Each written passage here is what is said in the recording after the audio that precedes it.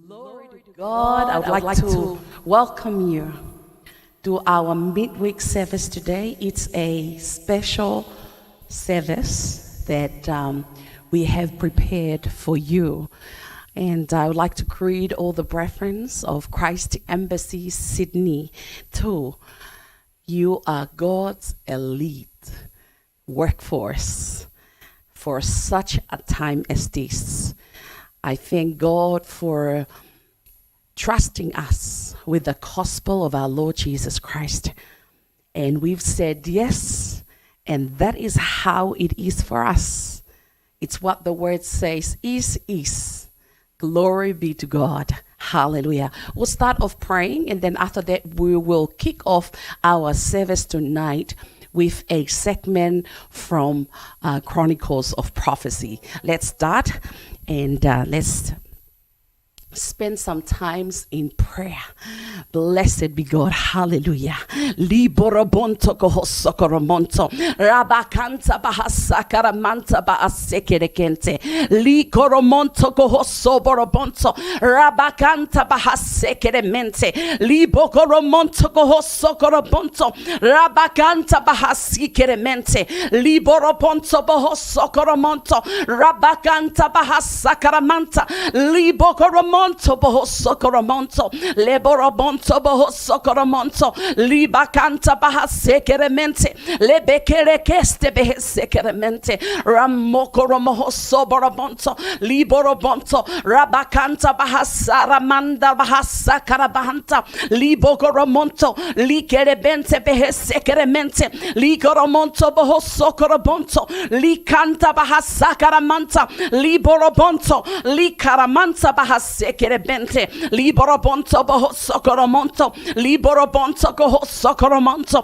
libakanta bahasakaramanta bahasigeregente leborobonto boho sokoromonto rabakanta bahasekerebente liborobonto boho sikeremente behesekeregente rabokoromonto liborobonto boho sokoromonto rabokoromonto boho sokoromonto boho sekeregente leborobonto boho sokoromonto liborobonto goho sekerekente libakanta lebekeremente behesikerebente rabokoromonto boho sokoromonto rabakanta bahasakaramanta liborobonto rabakanta bahasikerekeste leborobonto boho sekeremente liborobonto goho sandra ramokoromoho sokoromonto rabakanta lebokoromonto boho sekerekente rabakanta bahasikeremente rabakanta bahasikerebente ramokoromoho soborobonto lemokoromoho sikeremente rabokoromoho sokoromonto ramokoromoho soborobonto labakanta lebekeremente behesekerebente rabokoromonto boho sekeremente. Oh, hallelujah. Blessed Father. Oh, we thank you that you are Lord of all. You run galaxies. You run governments. Oh, everything that was created, oh, is yours, and everything that ever exists. Oh, we exist for you, oh God. We bless your name. We lift you, oh God. Oh, this nation of Australia, oh, will come to the light, is coming to the light, because this is the time of the reign of righteousness. Glory be to God. And Australia will see a great and mighty harvest as salvation is springing forth and righteousness in this nation. We bless you, Father. We thank you for this service. Thank you for this program. Everything that's being prepared is as by the Spirit of the Lord, and everyone that will see it is their divine appointment for a touch from you. Father, we thank you and we bless you in Jesus' mighty name. Amen. Amen. Again, if you just join us, I would like to welcome you to our midweek service. This is a special program that has been prepared with you in mind. So sit back, relax, and within the next 45 minutes, we'll be playing to you Chronicles of Prophecy. And So sit back and take in and learn and let those come to you. And like Paul was praying that he prayed that the eyes of their understanding will be opened, that the spirit of wisdom and understanding will help people to comprehend the hope of their calling. And I'm especially speaking to you. Are you a Christian? Are you born again? Are you spirit-filled? Are you tongue-talking? Are you a tongue-talking, born-again, spirit-filled Christian? Glory be to God. Let the Holy Spirit stir in you, especially at the end of the segment when this lawyer was talking about the supernatural, that for him it's something that he would have never think of before. But now he come to realize there's a supernatural part of what they do that they need, and we already know that. It's for the church. It's for you and me. This is what we are. And for this nation of Australia, we are the Christians who are in this nation. We are responsible for this nation of Australia because we are the born of God, children of God, sons of God in this nation. Glory be to God. So let's hear from Chronicles of Prophecy. All right, thank you for staying with us. And now joining us live via video call is leading German lawyer, a member of the German Corona Investigative Committee, Dr. Rainer Fjolmich. He specializes globally on the prosecution of fraudulent corporations. He also leads a stellar team of international lawyers in what will become the world's largest global tort case against all protagonists and accomplices in what is now being termed the COVID scandal. All right, Dr. Rainer Fjolmich, greetings, and thank you for joining us on Chronicles of Prophecy. Thank you for having me. It's a pleasure. Oh, wow, it's so good to see you. We have just been watching the work that you've been doing. We have been discussing it on our program, and I am honored to have you live, actually, on the program. So thank you so much for taking time to be with us today. It'll be fun, under the circumstances, that is. Wonderful. I'm also joined by my co-host here, Hillary and Progress, that will also be joining in some of the questions that will be part of our conversation this evening. Now, you have become the face of speaking truth to power, that is, in all day, where all dissenting voices are being silenced and deplatformed. So why did you decide to take up that responsibility, and how did you start to galvanize thousands of professionals from around the world? Well, it wasn't really my choice. I was, at the time that this all started, which is in March of 2020, my wife and I were staying in Northern California at our ranch, and we were getting these phone calls from our friends and relatives. And I told my wife, let's just sit this out. This is going to go by and people will go back to normal. And she said, no, there's something really seriously wrong here. Eventually, I realized that she was probably right. And I got in touch with my friend, Dr. Wolfgang Wodak, who is one of the most experienced lung specialists in the world, and who also happens to be the person who single-handedly, more or less, stopped the swine flu some 11 years ago. And I asked him, Wolfgang, what is going on here? Do you have a feeling that there's something not quite right? And he said, absolutely. This is like the swine flu 2.0. We have to do something about it. And he put me in touch with a number of people who I thought make a lot of sense. One of them is John Ioannidis of Stanford University. I watched some of his videos. I got in touch with a number of other specialists in Germany and in other countries. And eventually my wife persuaded us, or me rather, to go back to Germany and do something. And that's when on July 10th of 2020, my friend Viviane Fischer, who is also an attorney, and we decided, since we're not going to get any answers from the government, which seems to be totally under the control of those who are pushing this agenda, we were going to set up our own Corona Investigative Committee. We did this with 4 lawyers.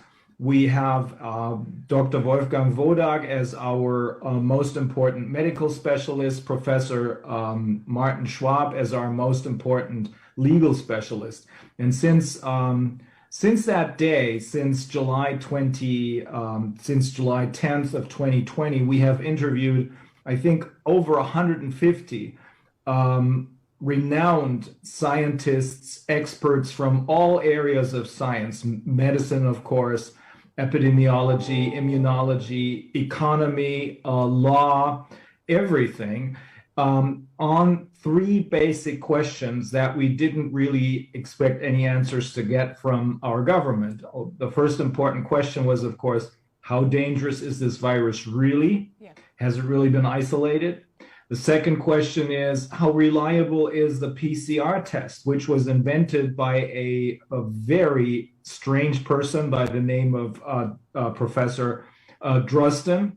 Yeah. The real inventor of the PCR test is a very smart person, a Nobel Prize winner by the name of Kary Mullis. But this PCR test to detect, that's what he claims, to detect infections with the coronavirus was invented by Drosten. And then the third question is, how much damage do these anti-corona measures do?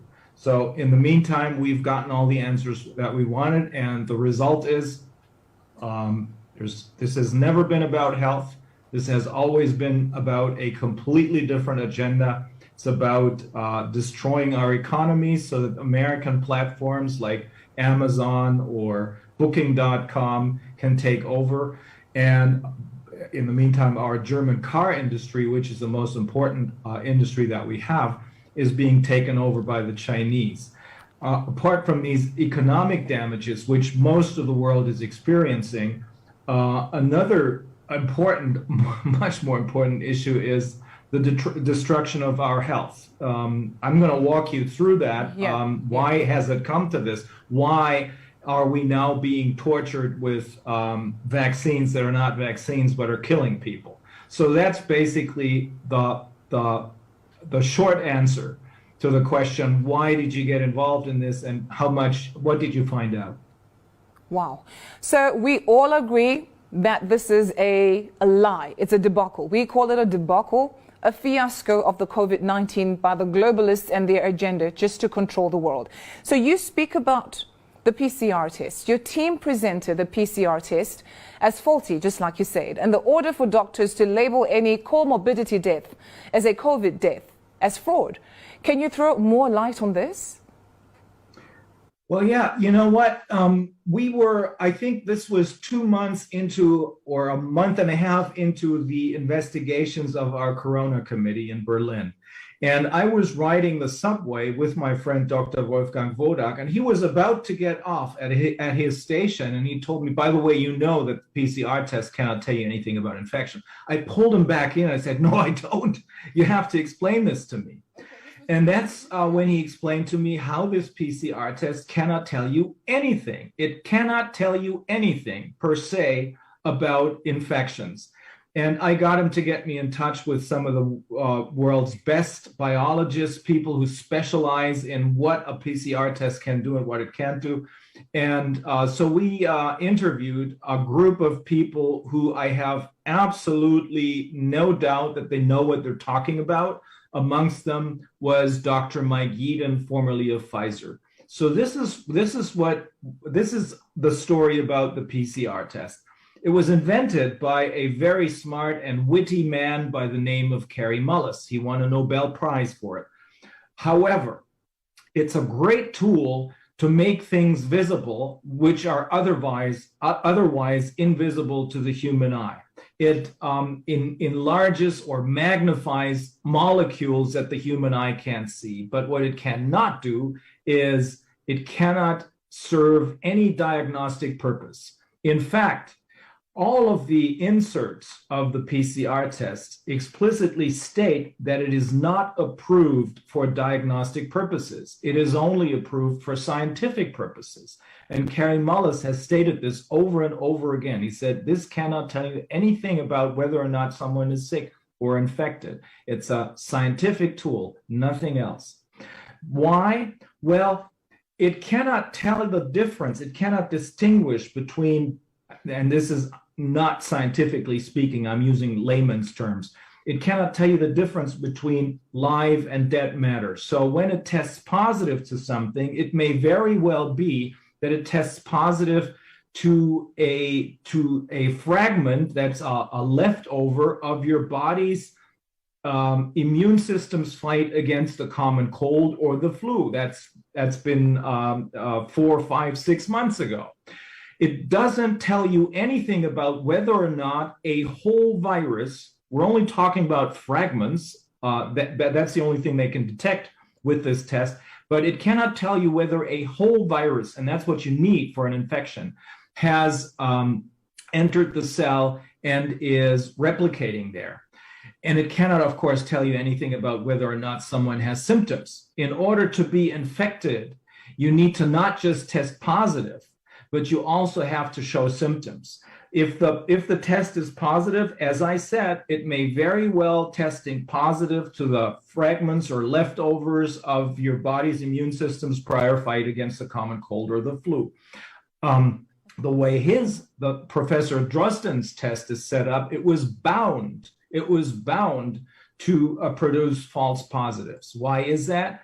Well, what it does is you take the swab, which has the molecules on it from your nose or your throat, and you can't see what's on it because the human eye can't see anything, cannot see these molecules, and you put it into a machine.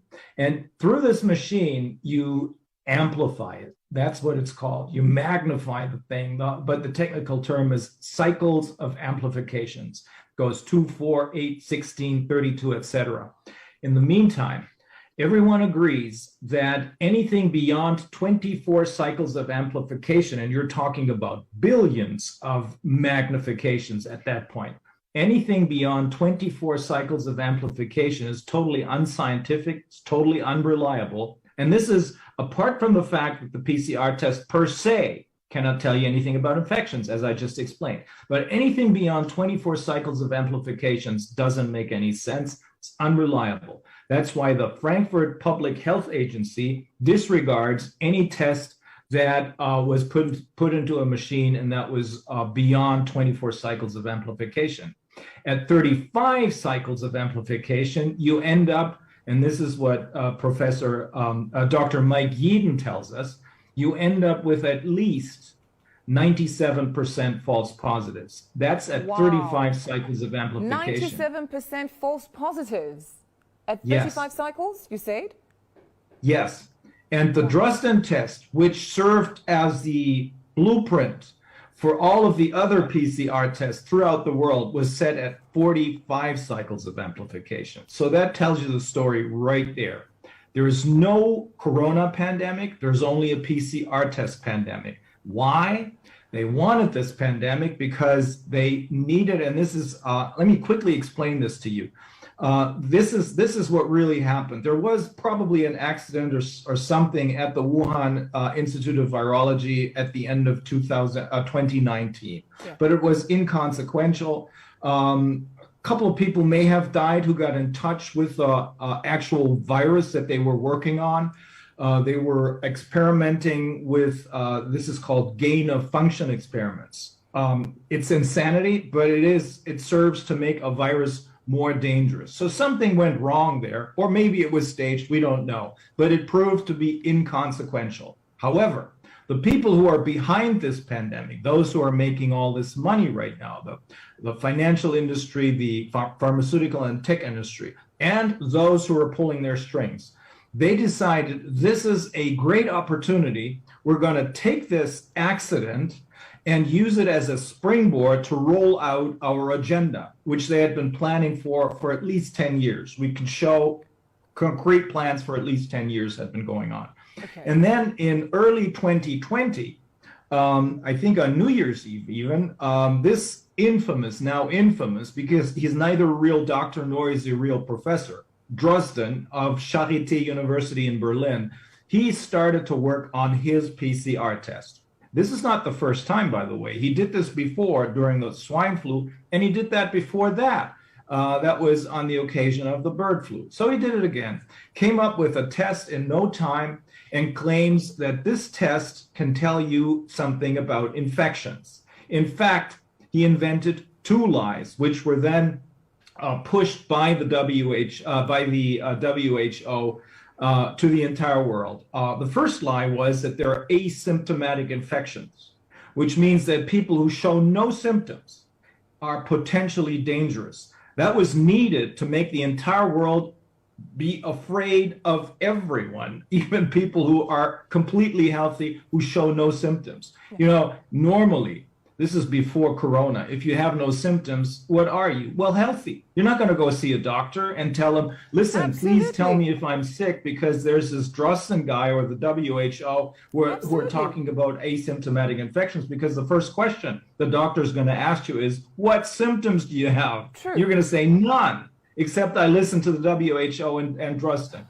So that was the basis for everything, so that people would be afraid of everyone, no matter how healthy looking they are. The second lie that this guy invented, of course he didn't do it on his own, but the people who are pulling his strings told him to do this, is I have the perfect solution because I have invented this test, which is now the gold standard for the detection of infections with the coronavirus. And a couple of weeks later, I think in late January, a lot of pressure was applied on the WHO by this, what we now can call the financial, pharmaceutical, and tech group of people. They were applying pressure on the WHO, which is basically owned by those who donate the most money. That's the Bill and Melinda Gates Foundation and their offshore. Yes. They wanted them to declare a public health emergency of international concern. Public health emergency of international concern. The acronym is, by the way, pronounced fake. What is that? Tells you the rest of the story. Okay. However, they couldn't, when they had their first emergency meeting, they couldn't agree on declaring this public health emergency of international concern because there were no cases. You know, the incident in Wuhan had died down, nothing had happened. The whole thing was over. People in China were living their lives. So they didn't have any cases. But they still tried to push and they tried to make it look as though this is really dangerous. We don't know what really happened in China, so we're going to have to meet again in 2 weeks. They met again 2 weeks later in early February, I believe. And this time, they did declare the public health emergency of international concern. How come? What had changed? Well, nothing had changed. The only thing that had changed is that Drosten had supplied them with his PCR test, which he claims is, and the WHO claims, is the gold standard for the detection of infections. As I told you, it cannot tell you anything about infections, and the way it was set up at 45 cycles of amplification, it's a cutoff threshold, 45, it was bound to produce false positives. And that's what it did. And that's what it was meant to do. This is how they arrived at the declaration of a public health emergency of international concern. What did they need this for? They needed it to use untested new drugs, in this case, so-called vaccines, which are not vaccines, but experimental gene therapies. Yeah. They needed this declaration of a public health emergency of international concern to be able to use a new untested drug on people. Normally, it takes 8 to 10 years, sometimes longer, for a new drug to be invented and then marketed. Yes. In this case, it was only a few months. And that's what this is all about. They wanted this emergency, which is not an emergency at all. It's a fake emergency so that they could use the vaccinations that they had been working on. The steps in between, the mask mandates, the social distancing, washing your hands, etc. They only served one purpose: to make people believe that there's something serious and dangerous out there, and to make them agree to the vaccinations, because that was, from the very start, that was the ultimate goal, to make people agree to getting vaccinated so that the whole thing would be over. Well, it's not over, because this is just the start. They're going to vaccinate you, give you booster shots every 6 months. And this has been the plan right from the start. Yes. Why do I know this? Because one of the people who works at the German government, at the German for the German Secretary of Health, told it to one of my clients. He told him in October of 2020, this is 2 months before the so-called vaccination started, he says, well, we're going to have vaccinations and it's going to start with 2 shots, but that's not going to be the end of the story. This is going to go into shots every 6 months. In the meantime, of course, we all know that these shots are neither effective, because look at Israel. I think 83 or 84% of the population has been vaccinated. And now you have 86% of those people who are in the hospitals showing symptoms of COVID who have gotten vaccinated twice. So it's totally ineffective, and it's also very, very dangerous. In the United States alone, some 500,000 people have died after vaccination since the beginning of the vaccinations in December of 2020. And there's lots of side effects that are not deadly, but we had one person, for example, who testified before the Corona Committee that 3 meters of her 3.5 meter small intestines had to be removed after vaccination to save her life. Oh, wow. Very, very disturbing stories. This is not about health. This is about the deliberate destruction of our economies, and it's about the deliberate destruction of our health. It's about population reduction, and I'm not inventing this. This is all out in the open. You can read it in The Great Reset by, what's his name, Klaus Schwab. You can hear it from a person like Bill Gates, whose father was a eugenicist and who still believes that the population needs to be reduced. Imagine I think, is in the courts of law in India for allegedly vaccinating people, but in reality he was not vaccinating people. And the same thing happened in Kenya, I think, in Africa. He wasn't vaccinating people, he was sterilizing women. Wow. Now that you have all this evidence of a false PCR test, the lies of the COVID-19, hence we called it a debacle.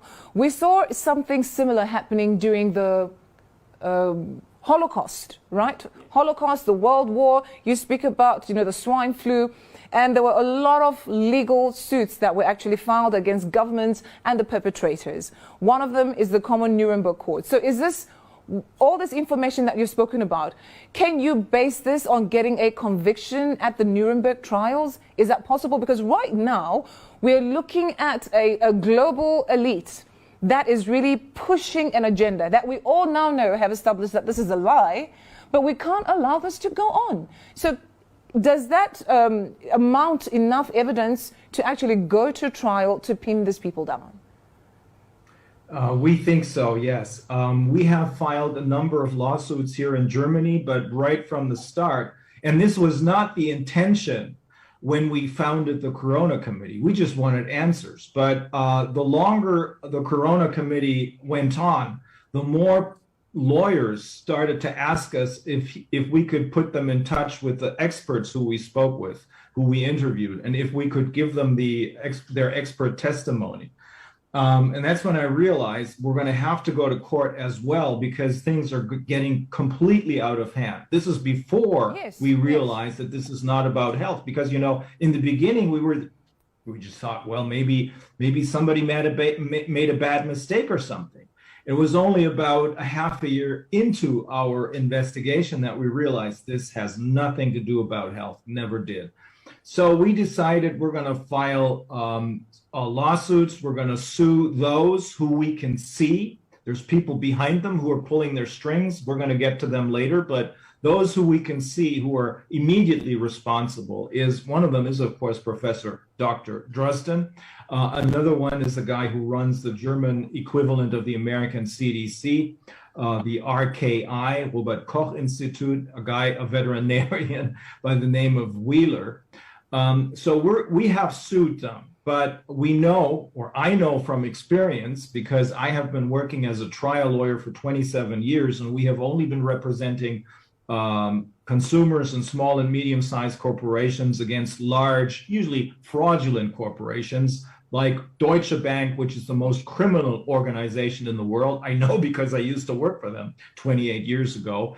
VW, their diesel fraud, and a bunch of other corporations. So I had known from my own experience, and so did my colleagues here at my firm, that there's something not right, because there seems to be special protection in the German courts of law for such what they call systemically relevant corporations. There's lots of political protection, and our courts of law, despite what people want to tell you, are not independent. They're independent in name only, but they're heavily influenced by politicians. There are only very few judges who are willing to uphold the rule of law.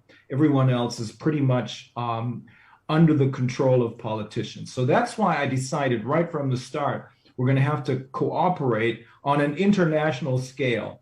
There are some courts of law in some countries that are still independent and that the other side doesn't have on their radar. One of the countries that has an independent judiciary, basically independent judiciary, is India, or another country which we believe is pretty corrupt, that's South Africa, but its constitutional court is independent. South Africa? Did you say South Africa, Dr. Filmich?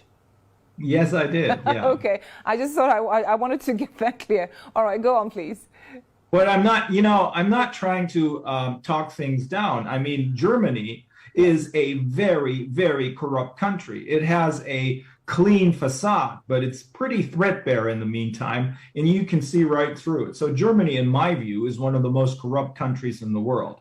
So there's nothing against South Africa, even when I say they're corrupt as well. Not even in the sense of them being against it, but because it's a discussion that we've actually been having, to say which country has been championing this COVID vaccines in Africa. And it turns out that it is actually South Africa.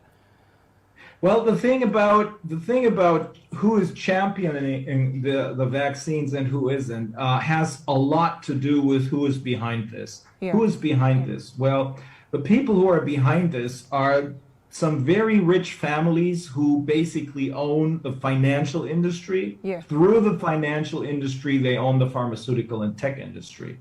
And what they have done, and the most important platform for them, is the World Economic Forum, which was invented in, I think, 1971 by this shady character by the name of Klaus Schwab. Yeah. And in the meantime, this is the meeting place for the self-appointed political elite and the self-appointed corporate elite. Klaus Schwab started out in 1971 with, I think, 400 corporate leaders. Then he added politicians, he added media people, and VIPs from all over the world. Yeah. The most important thing to know about this guy is that, or this platform, the World Economic Forum, is that in 1992, they started producing their own marionettes, who are now running some of the countries of this world. In 1992, two of the first graduates were Angela Merkel, who would later become the German chancellor, and Bill Gates. Now, if you take a closer look at who is currently running our some of the countries in this world, the person who is the head of the European Union, she's also a graduate of this program. Her name is Ursula von der Leyen. Very shady character as well. The person who is chancellor in Austria, his name is Kurz. He's also a graduate of this program. Oh, wow. The person who is prime minister of New Zealand, Jacinda Ardern, she's also a graduate of this program. Our secretary of health, etc., etc. Look at Macron in France. Yeah. They're all graduates of this program. Most of them have fake biographies, but they do know they have some rhetorical skills. Other than that, they're completely, bland or empty people. But that makes it easy for the other side to pull their strings, to keep them under control. So that's what you have to keep in mind. Many of the people who are running the world right now are doing this on behalf of the people who are pulling the strings from behind. Wow. Okay, now I'm just going to ask my colleague Hilary here, maybe to pose the next question. My question is, I'm just going to stray a little bit from the order of the conversation. You mentioned Ms. Merkel. She's about to actually exit the political arena in Germany and her influence. Would you ascribe the decline of the Christian Democratic Union in the country as you are building up to the elections on the 26th to her position when it comes to the COVID-19? Are you saying that maybe Germans are waking up to the reality of how this is a hoax? Absolutely, yes. There was a lot of pressure applied by, I call the other side Mr. Global. And this is not my invention, but the term was coined by one of the people who we interviewed on the Corona Committee, and that's a former Assistant Secretary of Housing and Urban Development of the United States. Her name is Catherine Austin Fitz, very smart person. She's also an investment banker. And she explained to us, and others did as well, there's another investment banker by the name of Leslie Manookian who spent a lot of time in Europe. She made a movie some 11 years ago, won many prizes for it, on adverse events after vaccination. This movie is called The Greater Good. So both of these very knowledgeable people explained to us that Europe is completely broke. Our pension funds are completely broke. Why is that? The aforementioned Davos clique, the people who keep meeting on the platform of the World Economic Forum, they have more or less plundered the wealth of our taxpayers. So that's why there's so much pressure on Europe and so much pressure on Germany, so that people will not realize what's going on, and their attention is being distracted to COVID. If they do realize what's going on, of course, there's going to be a revolution. Angela Merkel has more or less destroyed the wealth of the Germans. She has ruined her party, and I don't think she's going to win the elections. In fact, there are new parties that are probably going to become very powerful over time. Maybe not quick enough for the next elections, which are going to happen next Sunday. But there are new parties and there are new people out there who are, all of them are awakening to the fact that we don't have a pandemic. We only have a PCR test pandemic, and it was invented by a German, not this Rustin guy. And the vaccines, the first one, the BioNTech Pfizer, were invented by Germans. So this is very bad if you look at our history. It's even worse if you look at what happened in Israel, because the Israelis got these vaccinations, and they're the ones whose country has I think the highest percentage of people who got vaccinated with a German vaccine. It's insanity. And I think people are waking up to this. People are understanding that this is not about health. This is about deliberate destruction of our health and of our economy. True. That's very true. Now, I'm going to ask my colleague as well, Progress, here, to ask the next question. Well, I'll keep it in the same line of Nuremberg trials and Germany being actually at the center of it. But what I wanted to actually ask is on the mechanism or the machinations that you actually have in terms of making sure that the corporates don't escape this time. Because remember, with the Nazis, the Nuremberg trials, actually, they went for the politicians. And then the corporates like your BMW, Daimler-Benz, and including some of the companies like Bayer that is actually also working on things like BioNTech is actually working on, they escaped. What have you actually put in place so that you don't only have the politicians, the faces that are actually there, and then the corporates escape, because it is actually coming from the corporates? That's a really good question. I think ultimately all the individual lawsuits that have been filed and that are now going on or are going to be filed, one of the most important cases is probably going to be filed in South Africa, by the way. All of these individual lawsuits will eventually, we believe, they will be stepping stones. They will provide us with the evidence that we need. We have all the evidence through the Corona Committee, but we need a regular court of law to hear these experts. They will provide us with all of the evidence, but ultimately, I think in order to really clean things up, we're going to have an international corona court. You can call it Nuremberg 2.0. I would prefer to call it an international corona court. This has to be an international corona court, and it has to be independent of all of the other courts. It has to be on extraterritorial soil as well. We need judges, lawyers, and prosecutors who are totally independent. And I think, and we're working on this right now, but ultimately, what is going to happen is it is going to be a kind of a Nuremberg 2.0 trial, but it will eventually, if you want to make people whole, if you want to give people damages who suffered damages because of the lockdowns, which were all of them, or suffered damages because of the vaccinations, the so-called vaccination, because they're all based on the PCR test. That is the only foundation for any of this. That's why we're attacking the PCR. If you want to make people whole, what is going to happen is we will have to dismantle the corporations who are involved in this. We're going to have to go after those super rich people who have, for decades, this didn't start with Corona, this has been going on for much longer, who have stolen the taxpayers' money, the people's money for decades. We're going to, like Bill Gates, for example, he now calls himself the biggest landowner in the United States. Well, we'll see for how much longer this is going to last. I'm 100%. In fact, we are 100,000% with you right there. Go for them. Now, still on the issue of the lawsuits, right? You speak about the PCR test, the scientific evidence of the lockdowns, the masks, and social distancing. I mean, the whole issue of wearing masks has really become unbearable. I can only imagine the school children, the children in kindergarten going to school with masks. 6 months old babies are wearing masks.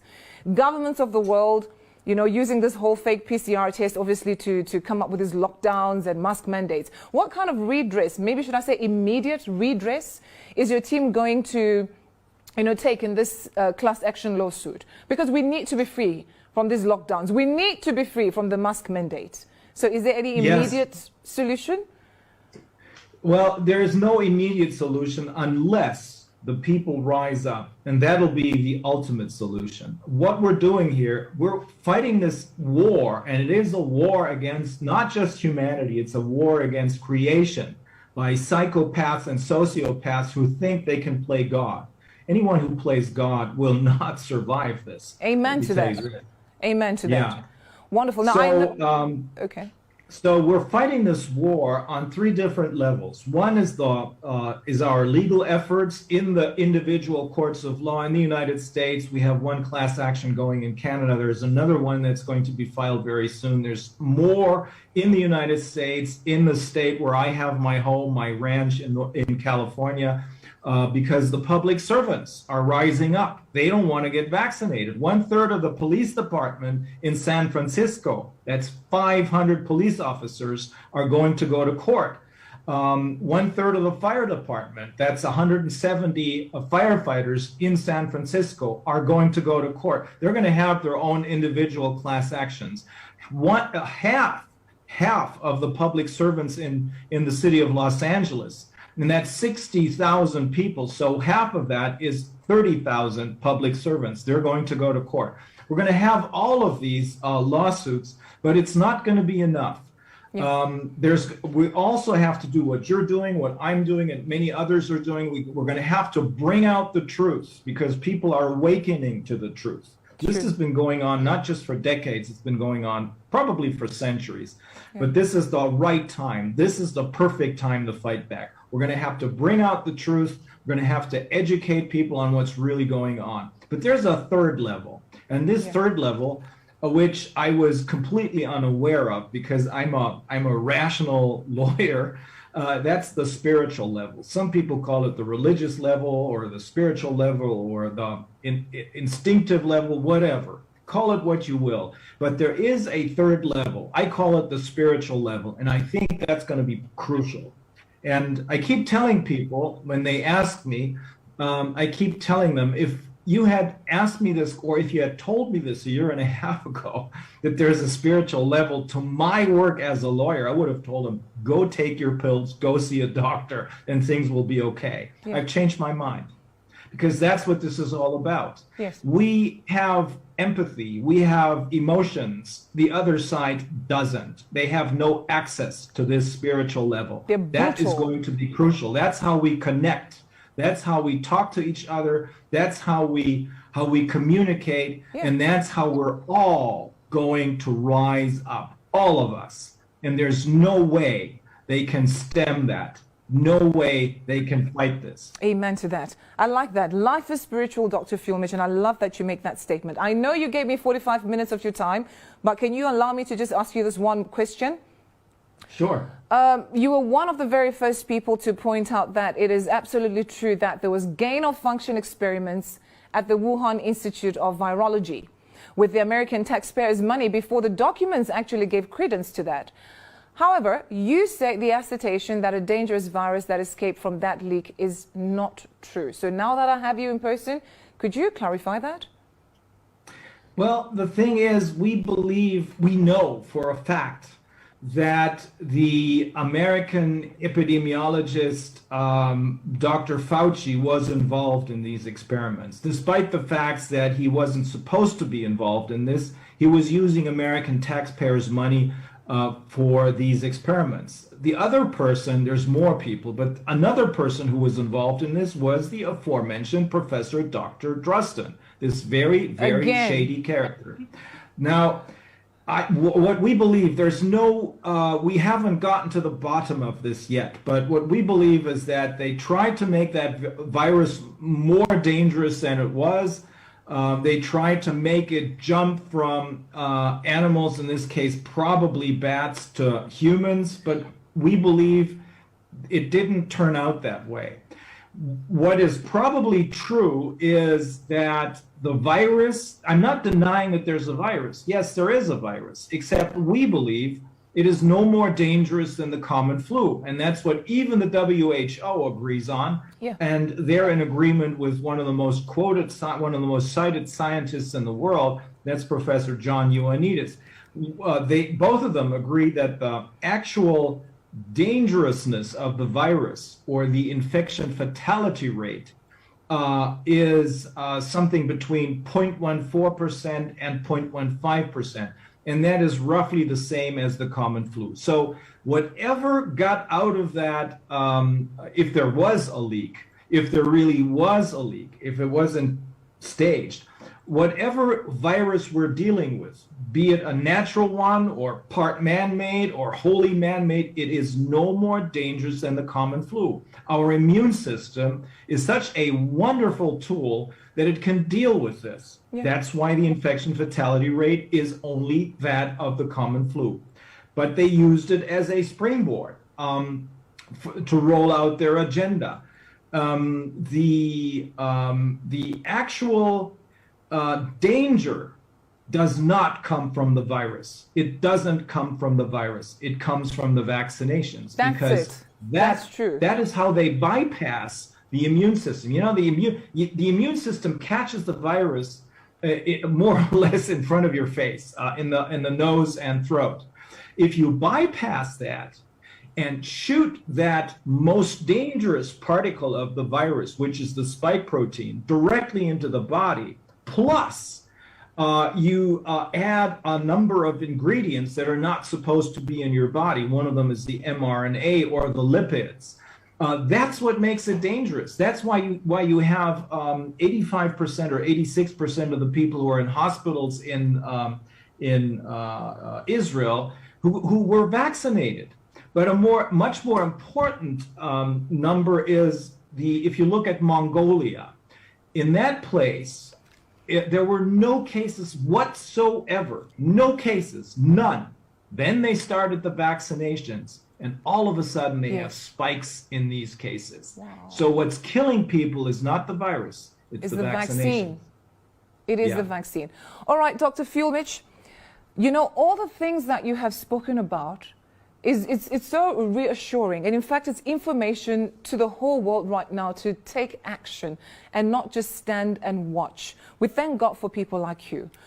All the things that you've actually said, there is a man we call our apostle of our time. I don't know if you've heard of him, Reverend Dr. Chris Oyakhilome. Have you heard of him? No, I haven't heard of him. You've never heard of him before? No, unfortunately not. Okay, I'm going to introduce you to Reverend Dr. Chris Oyakhilome. He spoke about this. You spoke about how you got to find out sometime last year that something was happening. This is swine flu 2.0. He started right at the beginning of this COVID, and he said, this is a debacle, it's a lie. At that time, none of us even understood what he was talking about. We were like, what is this? Because, you know, the whole world was gripped with fear.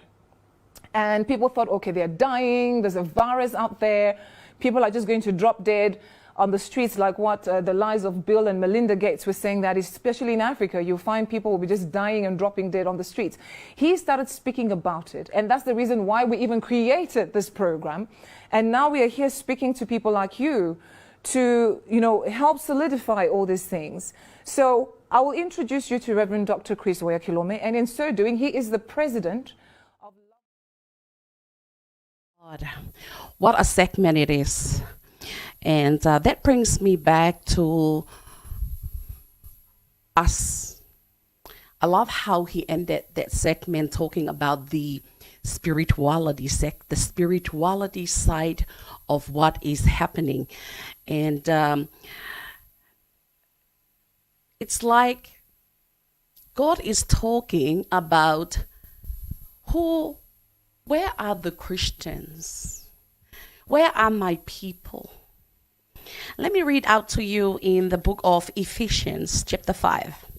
Hallelujah. Ephesians chapter 5 verse, let's start from, there's much in this chapter, but let me just start from verse 9.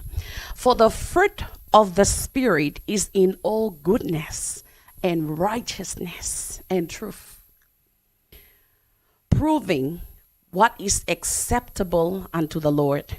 That word proving, it means you scrutinize, to allow or disallow. Proving what is acceptable unto the Lord. And have no fellowship with the unfruitful works of darkness, but rather reprove them. What does this word reprove means? It means to expose. It means to bring to the light. It means to correct the fault. Proving what is acceptable unto the Lord, verse 11, and have no fellowship with the unfruitful works of darkness. There are works of darkness because Paul is telling us our fight is not against flesh and blood. Let's have a look at that. Flesh and blood. So Ephesians chapter 6. Praise God. Says, put on the whole armor of God. Oh, there talks about the whole armor of God. Put on the whole armor of God. Why? Because our fight is not against flesh and blood, but against principalities, against power of darkness, rulers of the ages, the power of darkness, wickedness, spiritual wickedness in high places. These are spiritualities, the hierarchy or the system that is driving the perpetrators, the collaborators, the enablers.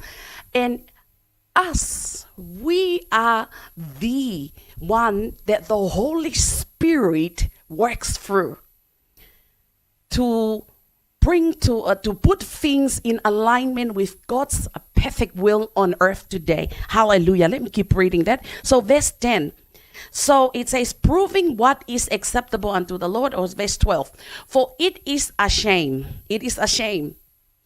even to speak of those things which are done of them in secret. But all things that are reproved are made manifest by the light. For whatsoever doth make manifest is the light. Wherefore he said, awake. Sleep is very expensive. Silence is very costly. There is no neutral ground. You're in, you're out. Awake, thou that sleepest and arise from the dead, and Christ shall give thee light. Verse 15 says, see then that ye walk circumspectly, not as fools, but as wise. Redeeming. It talks about lost time. Wow, lost time. Every time the church we are waiting for what? Waiting for the vaccinated versus unvaccinated church. Waiting for what? Redeeming the time, because the days are evil. The days are evil, redeeming the time. Wherefore be ye not unwise, but understanding what the will of the Lord. What the will of the Lord. Is it right not to sing in church? Is that okay with you?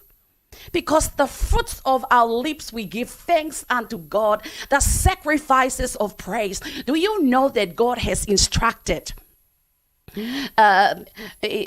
that they put worshippers and people to praise the priest, and they praise, and that on its own, God slay an army. They just dropped that, and now our lips, we are not allowed to sing. Is that okay with you? Praise the Lord. Wherefore, be ye not unwise, but understanding what the will of the Lord is, and be not drunk with wine, wherein is excess. What are we doing with the Holy Spirit? You know, in the book of Acts, Jesus said,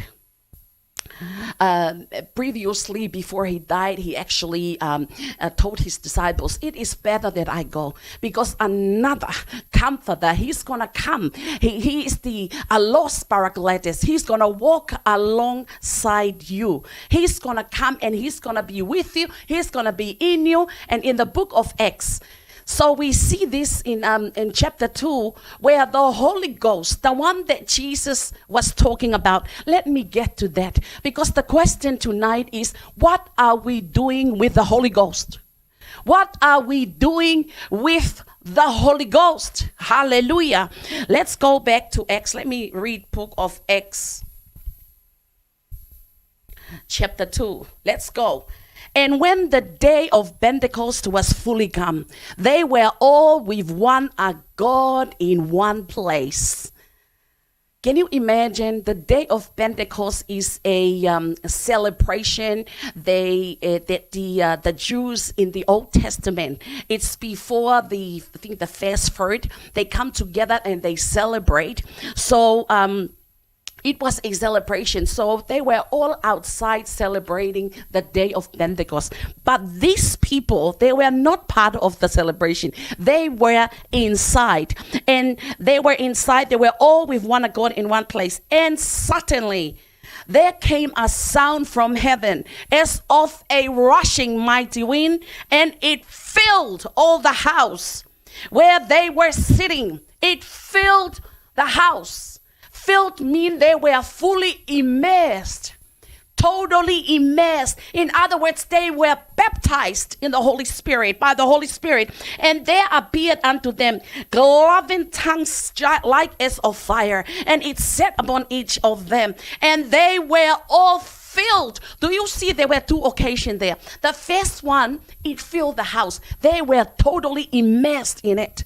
And then the second one is they were filled. In other words, filled. He came in and filled them. They were filled. Verse 4, and they were all filled with the Holy Ghost and began to speak with other tongues as the Spirit gave them utterance. So we see two accounts. First, they were baptized. And that's what happened when you are born again. When God gives birth to you through your believing that God raised Jesus from the dead and your confession of his lordship, you are saved. You are being brought out of the kingdom of darkness and his domain. The Bible says that those who are in darkness, the God of this world blinded their mind, so they can't understand, they can't comprehend this glorious gospel. But not so for you Christians. You are a born again Christians. Now the Holy Spirit baptized you.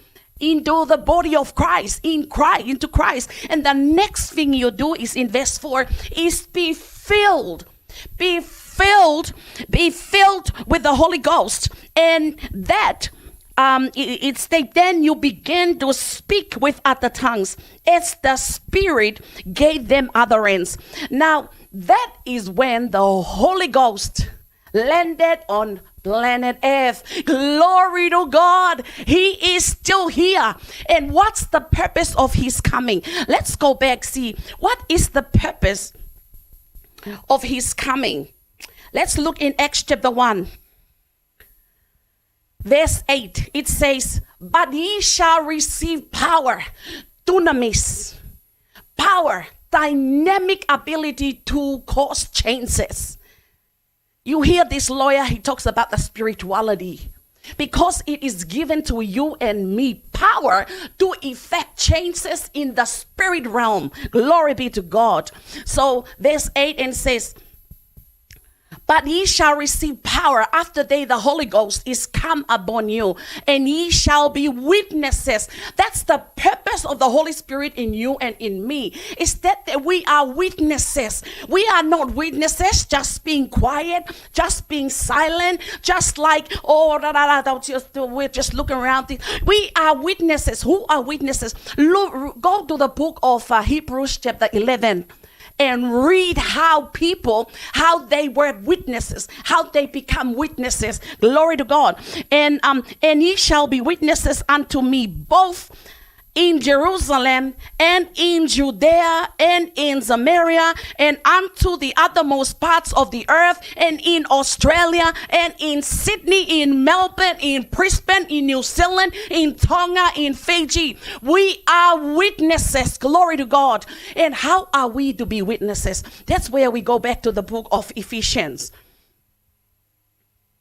Because there is a purpose of why the Holy Ghost come. There's a purpose of why you are housing.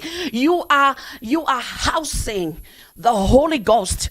Glory to God. Let's go. And it says, be not drunk. Be not drunk with wine, wherein is excess. What does that mean? You know, when you see a person that is drunk, it means he took excess of alcohol or whatever substance he's taking. He took it in excess. And when you took it in excess, what happened to you? It's like the most quiet person that you know, once they are drunk, is like they rule the world. They say everything, they rule, they're bold, they can take down an army, you know. And Paul is saying here that wherein is excess, but be filled with the Spirit. But be filled with the Spirit. You know, you look at your phone. If once you took off the charger, right, you see your battery start coming down 100, 90, 80, 50, until you're coming down to, you get the notice that says you've got 5% left, you've got 2% left. And you know, if you're really doing something, you will just wait and then it died, right? But what this says is leave the black on. So remain at 100%. Don't take off the black. Charge your phone off. That's what Jude 1:20 says. But ye brethren, build yourselves up on your most holy faith. Meaning stay at 100%. Be blocked into the Holy Ghost. Be blocked into the Holy Ghost. Don't take off the black. You're 100%. Be filled with the Spirit. Praying in the Holy Ghost. Build your faith up on your. Build yourself up. What does that build up? Charge up. Embolden your faith up on your most holy faith. Not just your faith, but your most holy faith. And what? Praying in the Holy Ghost. Because praying in the Holy Ghost, what happened in the book of Acts chapter 1, chapter 2? He filled them and they began to speak in tongues. How do you fight in the spiritual realm? How do you talk to God? How do you ask help for God? when you don't even know who are the perpetrators, who are the collaborators. We start to see things because they are exposed in the light because of a result of prayer. But you see, how fast is God going to work if we are depending on our understanding in communicating to God? You see, we need the Holy Spirit. We need to pray. That's why we speak in tongues. The Bible says it's tongues of men, it's tongues of angels. There are communication that we release into the spirit realm, that we are dispatching angels. It's called the tongues of angels. Right? Find it in the Bible. It's all in the Bible. But what are we to do today? Sons of God. See, we are not Nabios, the church. The Nabios church, the baby church. We are the church that is ushering his soon return. Glory to God. So we are the adopted sons of God. What does that mean? The adopted sons of God. It's not like the way they do things today. You give your child to somebody else. So to adopt, they go through the legal documentation. That is not what the Bible's talking about in here. What it talks about, the king had several sons, offspring, Decnon, out of him. So what they do, the king chose one of his son to be the king. So he gave that son to the instructors, to the covenants, to train and raise him up. And when he is fit and he is ready to take the office, when he is being brought to manhood, he is ready. He is being presented as the adopted son. We are no longer the Nabios church, the Nabios Christian, the baby Christian. We are the adopted son. We are the sons of God. For as many as are being led by the Spirit, they are sons of God. Take your place. Take your place. And understand the time that we are in. And we are praying and we act. It's not enough just to pray. But you see, but the key here is being filled with the Spirit of God. See here in Ephesians chapter 6, it says, redeem the time. Don't let time just go past while you're just watching, waiting. The Holy Ghost has got something to do. He's the extraordinary strategist. Do you know Joshua came and stand before Jericho, and the Holy Spirit showed up, the captain of hosts, and Joshua received the instruction on what to do with the wall of Jericho. This wall was so thick. People live on top of the wall. Then the kind of instruction that was given to Joshua was supernatural. You have to quietly walk around the wall. Walk around the wall. How is walking around the wall going to do anything? But that's what God says. That's the strategy from the extraordinary strategies, the wonderful counselor, the Holy Spirit. What is the Holy Spirit telling us to do? We have a part to do. We don't just pray. There is an instruction. God has to give an instruction to Gideon how to take over the army. God has told Moses. God gives instruction to everybody. We don't just pray and wait. We have to, upon being filled with the Spirit. The Bible says of Peter, and Peter was so full with the Holy Spirit. Let me go back there. The book of Acts. I love this. Glory to God. Now Peter is standing before the, those that the collaborator, the perpetrators, the enablers that have Jesus killed. See? Now, Peter and them, they, let me go to that verse, because what I want you to see here is what happened to someone who is filled with the Spirit of God, right? So, Peter and John, verse chapter 3, they went up together into the temple at the hour of prayer. See, these people, you can see they had a culture of the word, culture of prayer. They went to church. Glory to God. They went to church. And as they ended, a certain man, lame from his mother's womb, was carried whom they laid daily at the gate of the temple, which is called Beautiful, to ask alms of them that entered into the temple. You know the story, because what happened is that he was looking at Peter and John. Recall that this is the same Peter who said, Master, is that you? Because Jesus was walking on water. And Peter said, is that you? Tell me to come. Jesus said, come. So Peter had faith. He stepped out of the boat and he was walking on the water, right? He had faith. That was strong. He dared to walk on top of on the water. So, but what happened? The same Peter, he considered the challenges. He considered the circumstances. So the Bible said, he sang in front of the master. Then Jesus pulled him out, right? And he said, you have little faith. Because what? He had insufficient information. I don't blame Peter, because he wasn't filled with the Holy Spirit as yet. He wasn't born again as yet, though he was with Jesus.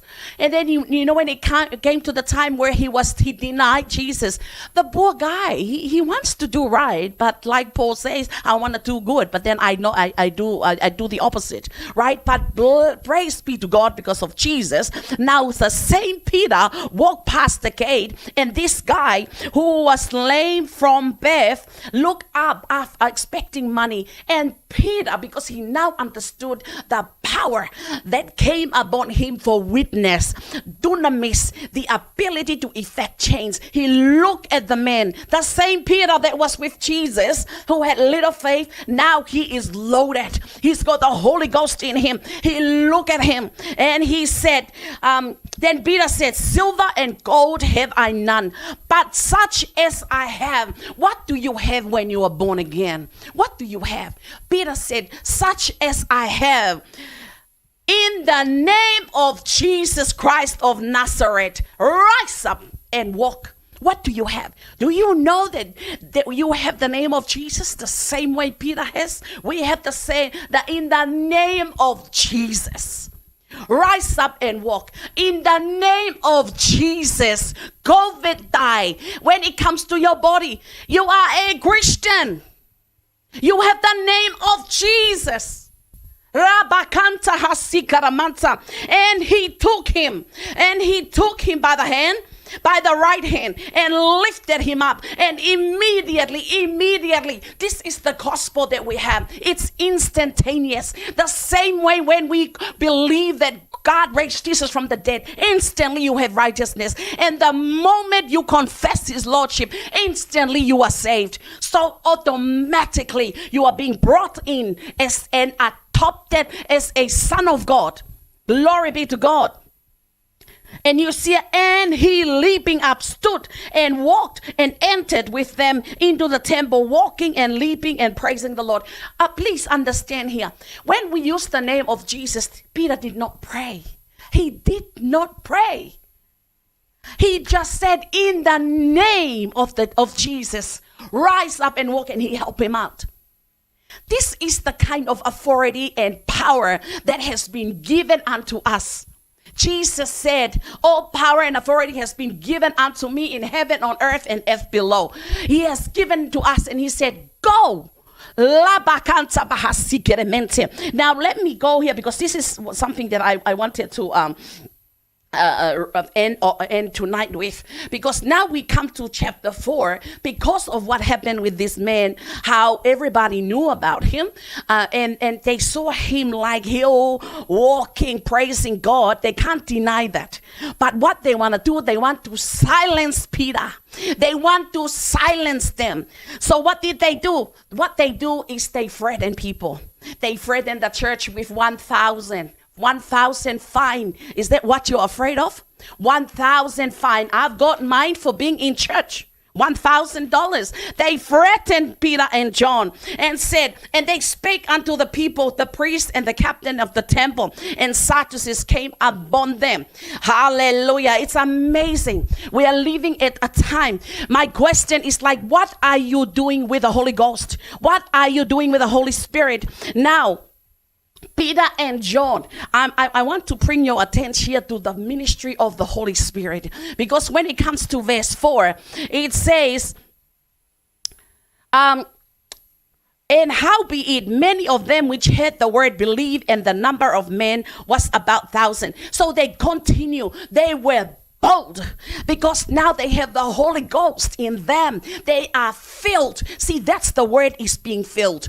The word is being filled, meaning you are blocked in. Though the flow is a flow of the Holy Ghost in you.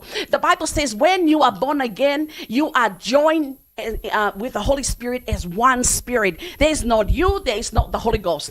It's you and him become inseparably one. So what he wants is to mingle with you until it is his character that's expressed through you and expressed outward.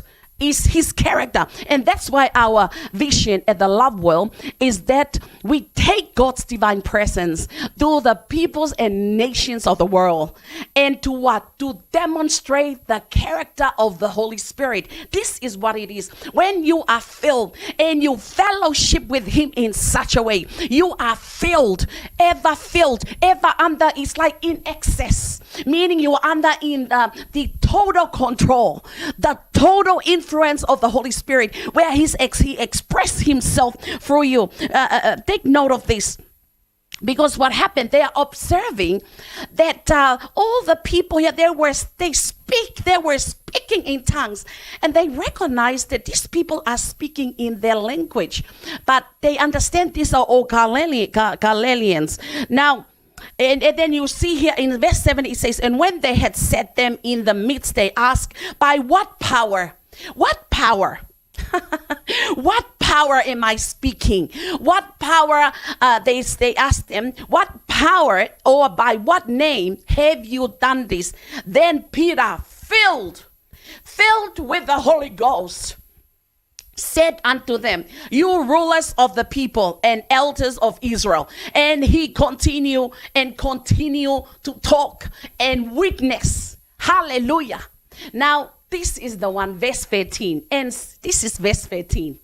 Now, when they saw the boldness of Peter and John, they saw the boldness of Peter and John, and perceived that they were unlearned and ignorant men.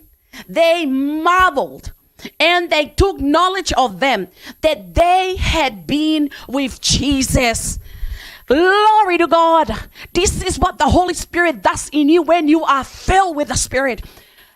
When you are filled with the Spirit, you are bold. The Holy Spirit is able to move through you. The Holy Spirit is able to express his character. You are able to receive the instructions of what you need to be doing. What are you supposed to do? Just like Jericho, when he stood before Jericho, right? God didn't just say, okay, Jericho is yours. Joshua still had to do something. Gideon still had to do something. We have a part to play. What is it? And the question is like, what are you doing with the Holy Spirit? See, what they perceive here, that the people they perceive who are bold, they speak with such boldness, they demonstrate, because our message is not form only. It is with power. It is not void of the Spirit. It is filled and full of the Spirit, full of the Holy Ghost. Hallelujah. Glory be to God. So the first thing that we need to understand, there is a fellowship with the Holy Spirit. The Holy Spirit is there for fellowship. What is fellowship? Fellowship is not just just like one way. See, the Holy Spirit is our comforter. He has a ministry in our lives. And once we have the consciousness, we carry the consciousness and understanding that the Holy Spirit is there. And then we blocked in. How do you block in? You pray in the Holy Ghost. Hallelujah.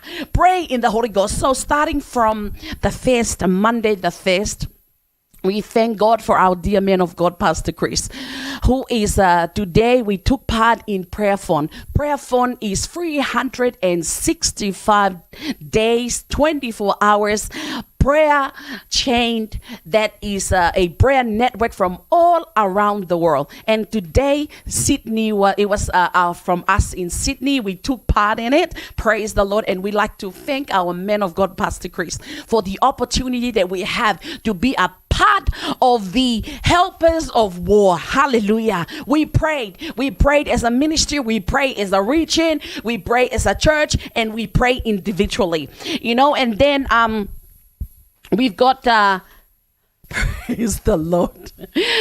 Now I'm gonna be coming online and pray 6 a.m. every morning. We will be coming live and just pray in tongues. Glory to God. And I love it how in Rhapsody, which I am going to finish off my sharing with you tonight. I like to take you to actually, you can read it yourself. Rhapsody of Realities. Now, Rhapsody of Realities, if you don't know about it, I would like to gift you with that. As a matter of fact, if you have watched the Chronicles of Prophecy, which has just finished, if you have just joined me or midway, go back and watch the whole episode. It will move you to pray. It will move you to be the answers. It will move you to be the helpers of war. So what we're going to do is we will pray every morning at 6 p.m. We'll be going live from this channel, from this Facebook account, and you are welcome to pray with us. But this is not just praying. We are praying to receive instructions from the Holy Ghost on what are we to do. What are we supposed to do? Redeeming the time and be as God, understanding the will of the Lord and understand what are we supposed to do here in Australia. I watch all those people who are activists on what they see. What about you? Do you know Jesus was an activist? Oh, what is the Holy Spirit wants you to do is my question. What is the Holy Spirit want you to do? He wants to express himself through us, the born again, spirit filled, tongue-talking Christians. He is ready. He hovers just the same way. He hovers a chaotic mess in Genesis chapter 1 verse 2. He is the same one that hovers what's going on in our nation, here in Australia, here in Sydney. But what he's waiting on is that word, is that rhema, is that word of faith to be released from the lips of the Christians, and the instruction that is given to us on what are we supposed to be doing as the church of Jesus Christ. Because one thing is sure, the church of Jesus Christ is the only restraining force of evil. Glory be to God. And who's the church? God's children. Hallelujah. Thank you for joining in our service tonight. If you are listening to me and there is a witness in your spirit, because what is the whole purpose of, if you look through the book of Acts, why they went through such persecution? Because Jesus is the only name whereby men shall be saved. There is no other. When a man is born, his destiny is eternal damnation. But through Jesus Christ, his destination can be turned from eternal damnation to eternal life. And it can only be done through Jesus Christ. And it is what God did is he packaged it to us as a gift. Salvation is a gift. There is no qualification. The only thing you need to do is believe that God raised Jesus from the dead, and that you confess with your mouth his lordship, and you yourself receive the gift of salvation. And then after that, we come to this place where I shared tonight is where you are being filled with the Spirit. It's where you can receive it. It's a gift as well. Hallelujah. So if you watch me tonight and that witness in your spirit, it's like, that's me. I want to be a child of God. I want to be brought into this place where I can be filled with the Spirit of God and see my life shine. So if that's you, you can repeat after me. Hallelujah. Dear Father, I believe that Jesus was the ultimate sacrifice that was required for payment of all wrongdoings. I believe that God raised Jesus from the dead. And now I confess with my mouth that Jesus is Lord. Now I am saved. Now I have eternal life by faith. Now I am a new creation, born of God. Hallelujah. Glory be to God. That's all you need to say. And that's what Romans chapter 10, verse 9 and 10 says. So praise the Lord. Let me pray for you. Glory be to God. Father, I thank you for those who have made this decision tonight. I thank you because you love them. You so love them that as we tonight, wherever they are, that the peace of God that surpasses understanding mount guard their heart. They are now children of God. They are now a part of the body of Christ. Thank you for your love. Thank you for your grace. In Jesus' name, amen. Hallelujah. I've got a gift to give you. So you can kindly message us on this forum. If you are on Facebook, message us in our messenger. I have a gift to give you. And for those of you and everybody else, I also have a gift for you. It's called How to Make Your Faith Work.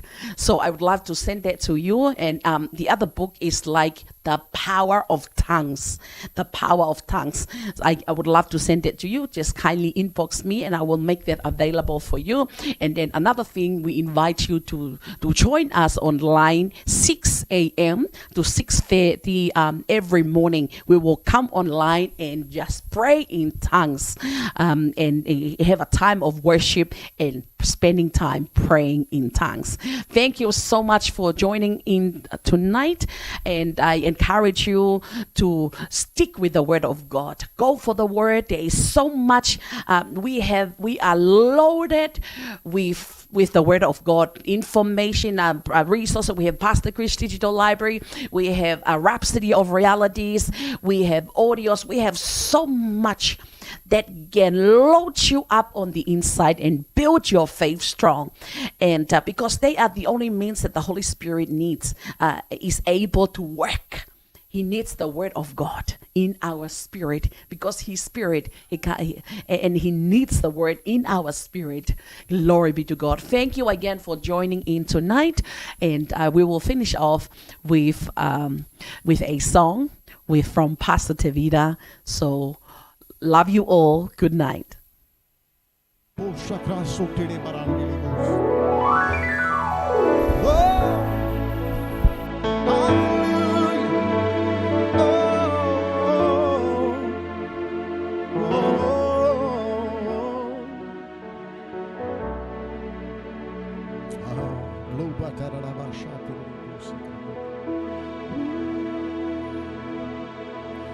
Lord, you mean to me more than anything. No words can quantify you for anything. Lord, you magnificently reign in me.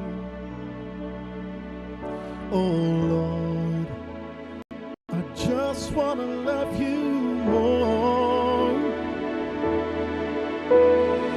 Yes, I love you, Lord. I love you, Lord. I just love to love you. Yes, I love you, Lord. I love you, Lord. I just love to love you, Lord.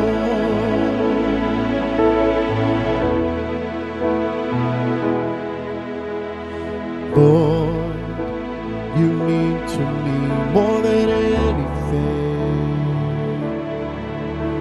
No words can quantify you for anything. Lord, you magnificently reign in me. Oh Lord, I just want to love you more. Yes, I love you, Lord. I love you, Lord. I just love to love you. Yes, I love you, Lord. I love you, Lord. I just love to love you, Lord.